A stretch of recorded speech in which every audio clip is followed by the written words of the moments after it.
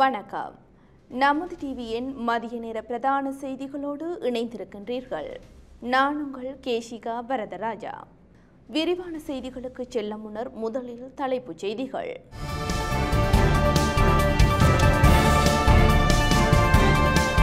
சீமானுக்கு நீதிமன்றம் பிறப்பித்துள்ள உத்தரவு. பாரிய மோசடிகளில் சிக்கிய முன்னாள் ஜனாதிபதிகள். நாமல் உள்ளிட்ட 20க்கும் மேற்பட்ட அரசியல்வாதிகளுக்கு எதிராக விசாரணை. இஸ்ரேலில் உள்ள இலங்கையர்கள் எந்த நேரத்திலும் நாடு திரும்பலாம். வீதி விபத்துகளில் 2000 பேர் பலி. ஈரானின் அணு நிலைகளில் இஸ்ரேல் தாக்குதல். தொடர்பென உள்நாட்டு செய்திகள்.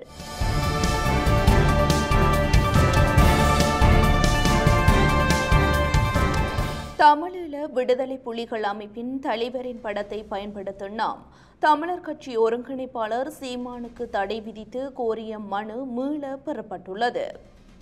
மேலும் குறித்த வழக்கை தள்ளுபடி செய்ய சென்னை மேல் நீதிமன்றம் உத்தரவிட்டுள்ளதாக தெரிவிக்கப்படுகிறது. சென்னை மேல் நீதிமன்றத்தில் சட்டத்தரணி ஒருவரால் தாக்கல் செய்திருந்த மனுவில் பின்வரும் விடயங்கள் குறிப்பிடப்பட்டுள்ளன. நாம் தமிழர் கட்சியின் தலைமை ஒருங்கிணைப்பாளராக உள்ள சீமான் கடந்த 2009ஆம் ஆண்டு விடுதலை புலிகள் மற்றும் இலங்கை அரசுக்கு இடையிலான சண்டையின் போது விடுதலை புலிகள் அமைப்பின் தலைவரான பிரபாகரனை போர் முனையில் சந்தித்து பேசியதாக சுட்டிக்காட்டி வருகிறார். அதன் பிறகு AK-47 ரக துப்பாக்கியால் போர் பயிற்சி எடுத்ததாகவும் தமிழகத்தில் பரப்புரை மேற்கொண்டு வருகிறார். இந்நிலையில் முன்னாள் பிரதமர் ராஜீவ்காந்தி தமிழகத்தில் படுகொலை செய்யப்பட்ட பிறகு விடுதலை புலிகள் அமைப்பு இந்தியாவில் தடை செய்யப்பட்ட அமைப்பாக அறிவிக்கப்பட்டது. எனினும் தமிழகத்தில் இலங்கை போர் தொடர்பில் சித்தரிக்கப்பட்ட புகைப்படங்களை கொண்டு சீமான் வன்முறையை தூண்டும் வகையில் செயல்பட்டு வருகிறார். குறிப்பாக விடுதலை புலிகள் அமைப்பின் தலைவரான பிரபாகரனின் படத்தை தனது அரசியல் ஆதாயங்களுக்காக தேர்தல் பிரச்சாரங்களில் பயன்படுத்தி வருகிறார். எனவே விடுதலை புலிகள் அமைப்பின் தலைவரின் படத்தை பயன்படுத்த சீமானுக்கு தடை விதிக்க வேண்டும் என மனுவில் சட்டத்தரணி சுட்டிக்காட்டியுள்ளார். தமிழீழ விடுதலை புலிகள் அமைப்பின் தலைவர் வேலுப்பிள்ளை பிரபாகரனின் படத்தை பயன்படுத்துதல் தொடர்பான குறித்த வழக்கு சென்னை மேல் நீதிமன்றத்தில் நேற்று விசாரணைக்கு வந்துள்ளது. குறித்த வழக்கானது இந்திய அரசுக்கு மனு அளித்த 15 நாட்களுக்குள் வழக்கு தாக்கல் செய்யப்பட்டுள்ளதாக தெரிவிக்கப்படுகிறது. இந்நிலையில் வழக்கு விசாரணையின் போது அரசு தரப்பில் பதிலளிக்க கால அவகாசம் தர வேண்டாமா என நீதிமன்ற அமர்வு கேள்வி எழுப்பியதாக தெரிவிக்கப்படுகிறது. இதன்போது முன்வைக்கப்பட்ட கருத்துக்களின் அடிப்படையில் வழக்கை திரும்ப பெறுவதாக மனுதாரர் தரப்பில் தெரிவிக்கப்பட்டது. இதற்கமைய மனுதாரரின் கருத்தை ஏற்று வழக்கை தள்ளுபடி செய்து உத்தரவு பிறப்பிக்கப்பட்டுள்ளது. பாரிய மோசடிகளை மேற்கொண்ட முன்னாள் ஜனாதிபதிகளான மஹிந்த, மைத்திரி, ரணில் போன்றோர் சிக்கும் நிலை ஏற்பட்டுள்ளது. கடந்த காலத்தில் அதிகாரத்தில் இருந்த முன்னாள் ஜனாதிபதிகளான மஹிந்த ராஜபக்ச, மைத்ரிபால சிறிசேன மற்றும் ரணில் விக்ரமசிங்க ஆகியோரின் காலத்தில் பால் மாடுகளை இறக்குமதி செய்யும் போர்வையில் வயதான பசுக்கள் இறக்குமதி செய்யப்பட்டிருந்தன. இதன் மூலம் அரசாங்கத்திற்கு 110 மில்லியன் அமெரிக்க டாலர்கள் மோசடி செய்யப்பட்டுள்ளதாக தெரிய வந்துள்ளது. அந்த காலகட்டங்களில் அதிகாரத்தில் இருந்த முன்னாள் ஜனாதிபதிகள் மாத்திரமன்றி அவர்களின் பல முக்கிய அமைச்சர்களும் இந்த மோசடியில் தொடர்பிருப்பதாக தேசிய மக்கள் சக்தியின் பாராளுமன்ற உறுப்பினர் நிகால் ஹலபதி குற்றம் சாட்டியுள்ளார். அதன் காரணமாக முன்னாள் ஜனாதிபதிகளான மஹிந்த, மைத்ரி, ரணில் மாத்திரமன்றி அவர்களின் காலத்தில் இந்த மோசடியில் தொடர்புபட்ட பசில் ராஜபக்ச, கரிசன் விஜித் விஜிதமுனி, டி சொய்சா, லக்ஷ்மன் ஜாப்பா அபிவர்த்தன மற்றும் லக்ஷ்மன் வசந்த பேரேரா ஆகியோரும் இந்த விவகாரத்தில் விரைவில் சிக்கும் நிலை ஏற்பட்டுள்ளதாக தெரிய வந்துள்ளது. நாமல் உள்ளிட்ட 20 அரசியல்வாதிகளுக்கு எதிராக விசாரணைகள் ஆரம்பிக்கப்பட்டுள்ளன. பாராளுமன்ற உறுப்பினர் நாமல் ராஜபக்ச, முன்னாள் சபாநாயகர் மஹிந்த ஜாப்பா அபிவர்த்தன உள்ளிட்ட முன்னாள் அரசியல்வாதிகளின் சொத்துக்கள் குறித்து போலீஸ் நிதி மோசடி புலனாய்வு பிரிவு விசாரணையை தொடங்கியுள்ளது. 20க்கும் மேற்பட்ட அரசியல் செல்வாக்குமிக்க நபர்களின் சொத்துக்கள் குறித்து இந்த விசாரணை தொடங்கப்பட்டுள்ளது. சட்டவிரோதமாக சம்பாதித்ததென கூறப்படும் மில்லியன் கணக்கான ரூபாய் சொத்துக்களை கைப்பற்ற இந்த விசாரணைகள் தொடங்கப்பட்டுள்ளதாக குற்றப்புலனாய்வு திணைக்களத்தின் கீழ் இயங்கும் IAID தெரிவித்துள்ளனர். சொத்துக்கள் விசாரிக்கப்படும் அரசியல்வாதிகளில் பொதுஜன பெரமுன தேசிய அமைப்பாளர், பாராளுமன்ற உறுப்பினர் நாமல் ராஜபக்ச, முன்னாள் சபாநாயகர் மஹிந்த ஜாபா அபிவர்த்தன, முந்தைய அரசாங்கத்தின் முன்னாள் அமைச்சர்கள் குழு மற்றும் தற்போதைய பாராளுமன்ற உறுப்பினர்கள் குழுவும் அடங்கும் என தெரிவிக்கப்பட்டுள்ளது. இந்த குழுவில் முன்னாள் மாகாண முதலமைச்சர்கள் பலரும் உள்ளடங்குவதாக தெரிவிக்கப்படுகிறது. முன்னாள் பாதுகாப்பு படைகளின் பிரதானி ஜெனரல் சபேந்திர சில்வாவின் சொத்துக்கள் தொடர்பாகவும் சட்டவிரோத சொத்துக்கள் புலனாய்வு பிரிவு விசாரணையை தொடங்கியுள்ளது. விசாரணையின் போது யாரேனும் முறைகேடான ஆதாயங்கள் மூலம் சொத்துக்களை வாங்கியிருப்பது தெரியவந்தால் அவை பறிமுதல் செய்யப்பட்டு தேவையான சட்ட நடவடிக்கைகள் எடுக்கப்படும் என்று சிரேஷ்ட அதிகாரி ஒருவர் தெரிவித்தார். இஸ்ரேலில் பணிபுரியும் இலங்கையர்கள் எந்த நேரத்திலும் அந்த நாட்டை விட்டு வெளியேறும் வசதிகளை ஏற்பாடு செய்ய இலங்கை தயாராக இருப்பதாக தெரிவித்துள்ளது. நேற்று மாத்திரம் 4 இலங்கையர்கள் இலங்கைக்கு புறப்படுவதற்கு வசதி செய்யப்பட்டதாகவும் இஸ்ரேலில் விடுமுறை நாட்களான இன்று மற்றும் நாளை தூதரகம் திறந்திருக்கும் எனவும் அவர் கூறினார். இலங்கைக்கு வந்திருப்பவர்கள் தேவையற்ற அச்சம் கொள்ள தேவையில்லை. ஜூன் 14ஆம் திகதி போர் தொடங்கிய பின்னர் ஒருவரின் விசா காலாவதியாகி இருந்தால் சர்வதேச விமானங்கள் மீண்டும் இயங்க தொடங்கும் போது விமான நிறுவனங்களால் அவர்களுக்கு அறிவிக்கப்படும் என எங்களுக்கு தெரிவிக்கப்பட்டுள்ளது. எனவே விசா காலாவதியாகிவிட்டாலும் அவர்கள் நாட்டிற்குள் நுழைய அனுமதிக்கு டிக்கெட்டுகளை வழங்குமாறு கேட்டுக் கொள்ளப்பட்டுள்ளது.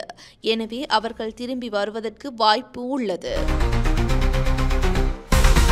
மின்சார வாகனங்களை கொள்வனவு செய்வது தொடர்பில் எச்சரிக்கை விடுக்கப்பட்டுள்ளது. மின்சார வாகனங்களை கொள்வனவு செய்யும் போது பொதுமக்கள் கவனமாக பரிசீலிக்க வேண்டும் என இலங்கை வாகன இறக்குமதியாளர்கள் சங்கம் வலியுறுத்தியுள்ளது. இதன்படி பல மின்சார வாகனங்களின் சந்தை மதிப்பு ஒரு சில மாதங்களுக்குள் பல மில்லியன் ரூபாய்கள் குறையும் என்ற காரணத்தினால் மின்சார வாகன கொள்வனவுக்கு முன்னர் 2 முறை சிந்திக்குமாறு இலங்கை வாகன இறக்குமதியாளர்கள் சங்கம் வலியுறுத்தியுள்ளது. வாகன இறக்குமதி சங்கத்தின் தலைவர் இந்திக சம்பத் மெரின்சிகே ஊடகவியலாளர் சந்திப்பில் கலந்து கொண்டு கருத்து தெரிவிக்கும் போதே அவர் இதனை கூறியுள்ளார். கட்டுப்பாடுகள் தளர்த்தப்பட்டவுடன் முக்கியமாக சீனாவில் இருந்து அதிக அளவிலான மின்சார வாகனங்கள் இறக்குமதி செய்யப்பட்டதாக குறிப்பிட்டுள்ளார். எனினும் இந்த வாகனங்களின் சந்தை விலை கொள்வனவு செய்த குறிப்பிட்ட காலத்திற்குள் 2 முதல் 3 மில்லியன் ரூபாய் வரை குறைந்துள்ளன. சீன வாகன தயாரிப்பாளர்கள் ஒவ்வொரு 2 வருடங்களுக்கும் புதிய ரக வாகனங்கள் மற்றும் மேம்படுத்தல்களை வெளியிடுகிறார்கள். எனவே இது முந்தைய தயாரிப்புகளின் விரைவான மதிப்பிழப்புக்கு வழிவகுக்கிறது. எனினும் ஜப்பானிய வாகனங்களில் அவ்வாறான நிலை இல்லை. அந்த நாட்டின் வாகன தயாரிப்பாளர்கள் சிறிய மேம்படுத்தல்களை மேற்கொள்ளுகின்ற போதிலும் நிலையான சந்தை மதிப்பை பராமரிக்கிறார்கள் என வாகன இறக்குமதியாளர்கள் சங்கத்தின் தலைவர் இந்திக சம்பத் மெரின்சிகே தெரிவித்துள்ளார். வாகன இறக்குமதியிலிருந்து மட்டும் இதுவரை 163 பில்லியன் ரூபாய் சுங்க வருவாய் ஈட்டப்பட்டுள்ளதாக இலங்கை சுங்கம் தெரிவித்துள்ளது. கொழும்பில் நடைபெற்ற ஊடக சந்திப்பில் கலந்து கொண்டு உரையாற்றிய அதன் மேலதிக பணிப்பாளர் நாயகம் சீவலி அருகொட இந்த ஆண்டு நிர்ணயிக்கப்பட்ட வருவாய் இலக்குகளை தாண்டி செல்லும் திறன் சுங்கத்திற்கு இருப்பதாக கூறினார். 2025ஆம் ஆண்டில் நாங்கள் பெற்ற வருவாய் இலக்கு 2115 பில்லியன் ரூபாவாகும். கடந்த ஆண்டு எங்கள் வருவாய் இலக்கு 1533 பில்லியன் ரூபாவாக இருந்தது. கடந்த ஆண்டு நாங்கள் அந்த இலக்கை தாண்டி 1535 பில்லியன் ரூபாய் வருவாய் ஈட்டினோம். அதே நேரம் இந்த ஆண்டும் ஜூன் மாத நடுப்பகுதியில் நாங்கள் 900 பில்லியன் ரூபாய் வருவாயை ஈட்டியுள்ளோம். வாகனங்களை பொறுத்தவரை 2025 பிப்ரவரி 1 முதல் வாகன இறக்குமதி செய்ய அரசாங்கம் அனுமதித்தது. இதுவரை சுமார் 14,000 வாகனங்களாக இறக்குமதி செய்யப்பட்டுள்ளன. ஈரான் இஸ்ரேல் போர் நாட்டிற்குள் பொருட்களை இறக்குமதி செய்வதில் தாக்கத்தை ஏற்படுத்துமா என்பது குறித்து ஊடகவியலாளர் ஒருவர் எழுப்பிய கேள்விக்கு பதிலளித்த சீவலி அருகொட நாட்டிற்குள் பொருட்களை இறக்குமதி செய்யும் கப்பல்கள் தாமதமானதாக இதுவரை அறிவிக்கப்படவில்லை என கூறினார். வீதி விபத்துகளில் இதுவரை 2000 பேர் உயிரிழந்துள்ளனர். 2025ஆம் ஆண்டின் முதல் 6 மாதங்களில் இலங்கையில் வாகன விபத்துகளால் சுமார் 2000 பேர் உயிரிழந்துள்ளதாக போலீஸ் போக்குவரத்து பிரிவுக்கு பொறுப்பான பிரதி போலீஸ் மா அதிபர் இந்திக கபுகொட தெரிவித்துள்ளார். அரசாங்க தகவல் திணைக்களத்தில் நடைபெற்ற ஊடகவியலாளர் சந்திப்பில் கலந்து கொண்டு கருத்து தெரிவிக்கும் போதே அவர் இதனை கூறியுள்ளார். வீதி விபத்துக்கள் வீதிகளுக்கு தகுதியற்ற வாகனங்கள் மற்றும் ஒழுங்கற்ற சாரதிகளால் ஏற்படுவதாக பிரதி போலீஸ் மா அதிபர் இந்திக கபுகொட சுட்டிக்காட்டியுள்ளார். கடந்த ஆண்டு வீதி விபத்துகளால் உயிரிழந்தவர்களின் எண்ணிக்கையை தவிர 7152 பேர் படுகாயமடைந்ததாக தெரிவித்தார். 2025 ஜனவரி 1 முதல் ஜூன் 15 வரையான 6 மாதங்களில் உயிரிழப்புகளை ஏற்படுத்திய 1133 வீதி விபத்துகள் பதிவாகியுள்ளன. இதில் சுமார் 2000 பேர் உயிரிழந்துள்ளனர். இது மிகவும் பேரழிவு தரும் சூழ்நிலையாகும். கடந்த 30 ஆண்டு உள்நாட்டு போரில் சுமார் 28,000 பேர் உயிரிழந்துள்ளனர். இதிலுள்ள கடுமையான நிலைமை என்னவென்றால் ஒவ்வொரு காலையும் தங்கள் கடமைகளுக்காக வீட்டிலிருந்து பாதுகாப்பாக வெளியேறும் 7 பேரின் உயிரற்ற உடல் மட்டுமே வீடு திரும்புகிறது என கூறினார். மேலும் கருத்து வெளியிட்ட இந்திக கபுகொட 2025 ஜூலை 1 முதல் வாகனங்களில் பொருத்தப்பட்ட தேவையற்ற உதிரி பாகங்கள் கட்டாயமாக அகற்றப்படும் என தெரிவித்தார். தரம் 5 புலமை பரிசில் பரீட்சை உடனடியாக இடைநிறுத்தப்படாது என கல்வி அமைச்சு அறிவித்துள்ளது. பாராளுமன்ற உறுப்பினர் தயாசிறி ஜெயசேகர் எழுப்பிய கேள்விக்கு பதிலளிக்கும் விதமாக இன்று பாராளுமன்றத்தில் உரையாற்றிய செனவிரத்தின 2029ஆம் ஆண்டிற்கான புலமை பரிசில் பரீட்சையை எந்த மாற்றமும் இல்லாமல் நடத்த அரசாங்கம் முடிவு செய்துள்ளதாக கூறியுள்ளார். தரம் 5 புலமை பரிசில் பரீட்சையின் எதிர்காலத்தை மதிப்பிடுவதற்கும் அது 2029ற்கு பிறகு தொடர வேண்டுமா என்பதை தீர்மானிப்பதற்கும் 2028ஆம் ஆண்டில் ஒரு குழு நியமிக்கப்படும் எனவும் குறிப்பிட்டுள்ளார். பரீட்சையுடன் தொடர்புடைய தேவையற்ற அழுத்தத்தை குறைப்பதற்கான ஒரு திட்டத்தை பரீட்சை திணைக்களம் தற்போது மேற்கொண்டு வருவதாக பிரதி அமைச்சர் தெரிவித்துள்ளார். மேலும் பாடசாலைகளுக்கு இடையிலான ஏற்றத்தாழ்வுகளை முறையாக குறைப்பதற்கும் புலமை பரிசில் பரீட்சையின் போட்டித்தன்மையால் மாணவர்கள் மீதான சுமையை குறைப்பதற்கும் நடவடிக்கை எடுக்கப்படும் எனவும் அவர் வலியுறுத்தியுள்ளார். பூசா சிறைச்சாலையில் 2 கைதிகள் இன்று சிறைச்சாலையின் கூரையில் ஏறி போராட்டம் ஒன்றை ஆரம்பித்துள்ளனர். பூசா சிறைச்சாலையில் மேற்கொள்ளப்படும் தீவிர சோதனைகளுக்கு எதிர்ப்பு தெரிவித்து 2 கைதிகள் இன்று சிறைச்சாலையின் கூரையில் ஏறி போராட்டம் ஒன்றை ஆரம்பித்துள்ளனர். முன்னதாக கடந்த 18ஆம் திகதி 5 கைதிகள் இந்த சோதனைகளுக்கு எதிர்ப்பு தெரிவித்து சிறைச்சாலையின் கூரையில் ஏறி போராட்டம் நடத்தினர் என்பதும் குறிப்பிடத்தக்கது.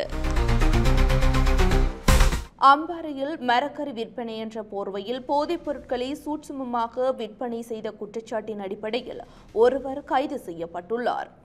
அம்பாறை மாவட்டம் அக்கரைப்பற்று கல்முனை பிரதான வீதியில் நிந்தவூர் போலீஸ் பிரிவுக்குட்பட்ட தற்காலிக மரக்கறி விற்பனை நிலையம் என்னும் போர்வையில் சூட்சுமமாக போதைப்பொருள் விற்பனை செய்யப்படுவதாக போலீஸ் புலனாய்வு பிரிவினருக்கு கிடைக்கப்பட்ட தகவலின் அடிப்படையில் விசேட சோதனை நடவடிக்கை அப்பகுதியில் முன்னெடுக்கப்பட்டது. இதன்போது குறித்த மரக்கறி விற்பனையில் ஈடுபட்டவர் தன்னை கைது செய்ய போலீசார் முயற்சிப்பதைக் கண்டு அருகிலுள்ள வயல்வெளிக்குள் தப்பியோடியுள்ளார்.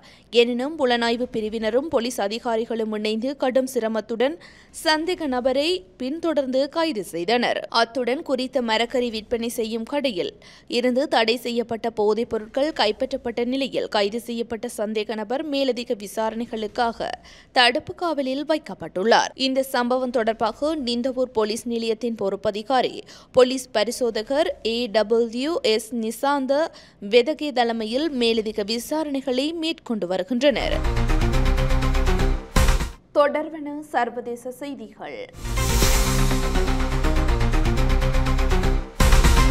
ஈரானின் அணு நிலைகள் மீது இஸ்ரேல் தாக்குதல் நடத்தியுள்ளது.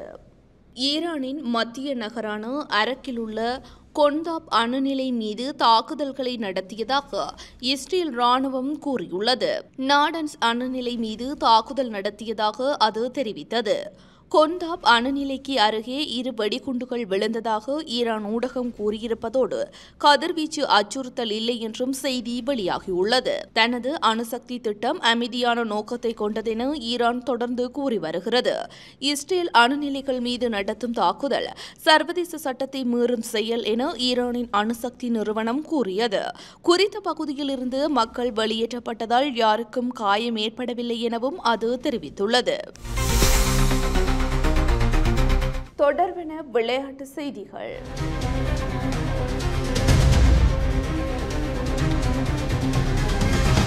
பங்களாதேஷ் அணிக்கு எதிரான முதல் இன்னிங்ஸுக்காக துடுப்பாடி வரும் இலங்கை அணி 3ஆம் நாள் ஆட்டம் முடிவடையும் போது 4 விக்கெட்டுகள் இழப்புக்கு 368 ஓட்டங்களை பெற்று வலுவான நிலையில் உள்ளது.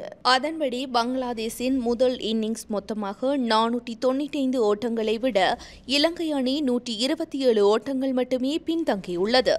நேற்றைய நாள் ஆட்ட முடிவில் ஆட்டமிழக்காமல் துடுப்படுத்தாடி வரும் கமிந்து மெந்திஸ் 37 ஓட்டங்களுடன் அணித்தலைவர் தனஞ்சிய டி சில்வா 17 ஓட்டங்களுடனும் களத்தில் உள்ளனர். தனது டெஸ்ட் கிரிக்கெட் வாழ்க்கையில் சிறந்த இன்னிங்ஸை விளையாடிய பெத்தும் இரட்டை சதத்திற்கு 13 ஓட்டங்கள் மீதமிருந்த போது துரதிர்ஷ்டவசமாக ஆட்டமிழந்தார். 256 பந்துகளில் 187 ஓட்டங்களை எடுத்து அவர் ஆட்டமிழந்தார். இதில் ஒரு 6 ஓட்டமும் மற்றும் ஒரு 23 4 ஓட்டங்களும் அடங்கும். இதற்கு முன்பு இங்கிலாந்திற்கு எதிராக 2024ஆம் ஆண்டு ஓவலில் நடைபெற்ற டெஸ்ட் போட்டியில் பெத்தும் தனது அதிகபட்ச இன்னிங்ஸாக ஆட்டமிழக்காமல் 127 ஓட்டங்களை பெற்றார். இலங்கை அணி சார்பில் தினேஷ் சந்திமால் 54 ஓட்டங்களையும் தனது இறுதி டெஸ்ட் போட்டியில் விளையாடிய ஏஞ்சலோ மெத்தியோஸ் 39 ஓட்டங்களையும் எடுத்து ஆட்டமிழந்தனர்.